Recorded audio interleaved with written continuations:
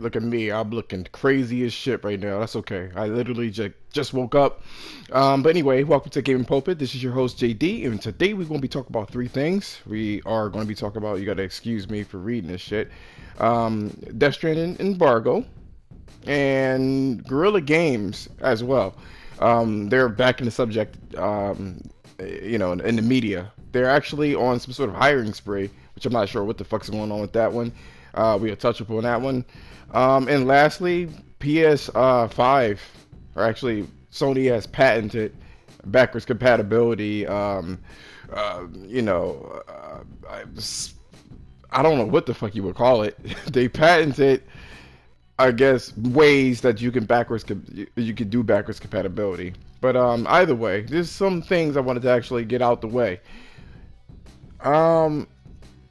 I recently have gotten an influx of subscribers based off of the videos that I've done. There's some videos that I'm pretty proud of. Really, really cool videos about Death Stranding and some live podcast type, situations that I was actually doing. And honestly, I've lost some subscribers. So I just want to kind of put out in the air what's going on. I'm not mad that I've lost subscribers, but I want to say this. I stream every day.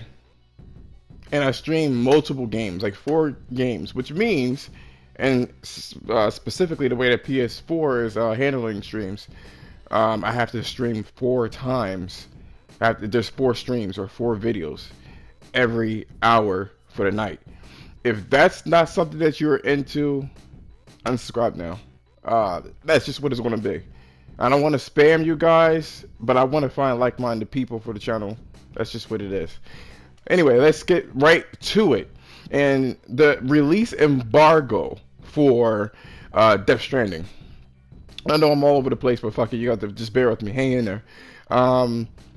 It's going to be released on the 1st. The embargo will be lifted on the 1st, I should say. And Death Stranding comes out on the 8th.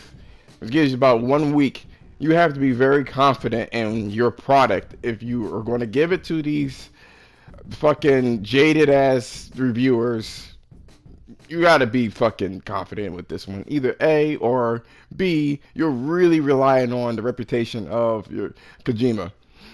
Either way, I think personally the game may just get a 89, 90 on a Metacritic. Not that I really give a fuck about it, but that's everybody's talking about Metacritic nowadays. So that's what I personally believe is going to happen.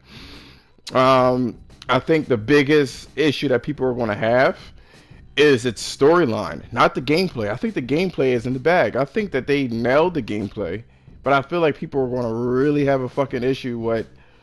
They're gonna have an issue with that shit. That's what it's gonna be. They're not feeling that. I'm sure of it.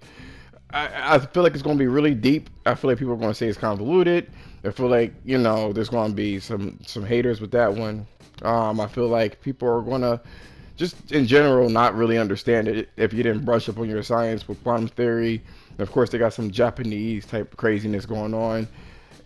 That people, if you like Japanese shit, you're gonna know and love. That's the shit that you kind of are used to when it comes to Japanese content. But I feel like that's what's gonna happen. But I feel like it's gonna get an 89, 90. Either way, at the end of the day, it's probably gonna end up selling, I would say, about maybe 2 million its first month. You know what I mean? And probably 6 million overall until for the year, I should say. So that's my take on it. We want to definitely see. I'll keep you guys posted on the only way I know how to do it on my channel. So I'll keep you guys posted on there. Essentially, moving on to our next subject. Guerrilla Games have actually said something about wrapping up motion capture for what game?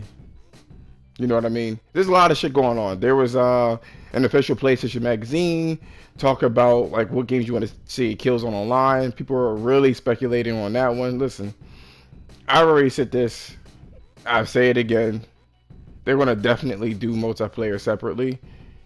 You know, whatever Guerrilla Games is working on, they definitely are doing multiplayer because they hired the guy from Rainbow Six Siege, so we don't know what it is. Um, and I feel like it's going to be a launch game. I want to say this too. The Last of Us is coming out next year, February of next year, right? Probably will be delayed. That's what I personally believe. Maybe like for a week or some shit like that. But I believe it's going to be delayed. But here's the thing, right? Could you imagine? And remember, it's 2019. PlayStation 4 is going to be released 2020. You have The Last of Us releasing in February, and then you're going to launch with Horizon Zero Dawn 2 in 2020 as well. So that's not going to happen. Just to let you know, it won't happen. I promise you. I promise you that is not going to happen. It's too many. It's not that it's too many, but what Sony has done this generation has stretched. They stretched their placement of games so that they have breathing room. So that's what they're going to do. It has breathing room to sell, and then once that tapers off, then the next game is going to jump up into it and hype it up more. So as much as I want Horizon Zero Dawn 2, as much as I want that shit to be a launch title, most likely it's going to be a Killzone game for a launch title. They probably have been kicking ass and doing what they everything that they could possibly do with Killzone to make that a really viable multiplayer game. And now that, because when the PS4 came out, it is coming off of PS3, which wasn't known for multiplayer, and it wasn't known for their exclusives. It just wasn't known for that. They didn't have that pedigree they do now, that they can sell 10 million per fucking game, exclusive games, exclusively. So I'm going to say right now it's going to be a Killzone game. I don't know if it's going to be a multiplayer only game. It's going to be very interesting to actually see that. I don't know. Could be. But it's most likely going to be a Killzone game. That's what I believe with that one. And then lastly, PlayStation 5's backwards compatibility. So let me just read this really quickly. I'm going to try to, read it as fast as I can because I only got 2 minutes.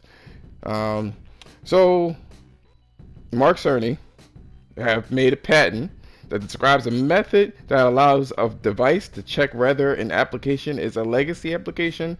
They say legacy, that sounds like it's old, or not. And if it isn't, it returns its own correct CPU ID. And if it indeed is a legacy application, it returns a spoofed or a pretend or a fraudulent CPU ID, allowing the processor to impersonate the older backwards compatible or the older device.